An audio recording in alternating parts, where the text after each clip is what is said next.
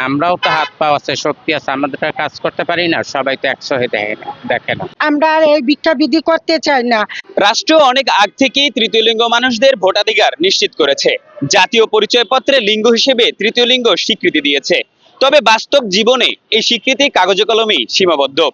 দেশে 1.5 থেকে 2 লক্ষ তৃতীয় লিঙ্গ মানুষদের বসবাস থাকলেও এবারের নির্বাচনে ভোট দিবেন মাত্র 1232 জন।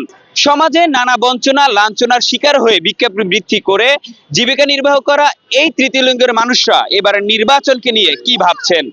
আমরা তো এমনিতে অবহেলিত, অবহেলার শিকার। সবাই তো অবহেলা করে, ফ্যামিলিগত ভাবে বাহিরে সবাই অবহেলা করে। সবাই সমান চোখে দেখে না। আমরাও তো হাত পা আছে, শক্তি আছে, আমাদের কাজ করতে পারি না? সবাই তো একশো হয়ে দেখে না।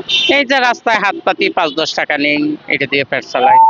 ভোট দিব, ভোটার আমরা ভোট যখন হবে যাকে ভালো লাগে তাকেই দেবো। যে ভরসা বলতে আগেও তো দিছে, বলছে তো, কেউ তো কিছু করে নাই, কোনো লোক তো কিছু করে নাই, বুঝছেন না?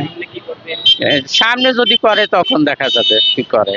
মানুষের বাসা বাসা কালেকশন করি, হাট বাজারে কালেকশন করি, আমার এগুলো আর ভালো লাগে না।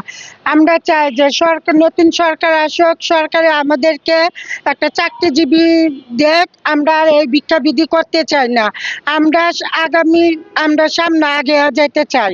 আমরা চাই সামনে সরকার যেন আমাদেরকে ভালো একটা কর্ম দেয়, আর আমাদেরকে ভালো যত অন্য 10টা মানুষের মতো যাতে আমরাও চলতে পারি, আমরাও যাতে ওই অধিকারটা পাই। ভিক্ষাবৃত্তি নয়, কাজ করে জীবিকা নির্বাহ করার সুযোগ চাচ্ছেন তারা।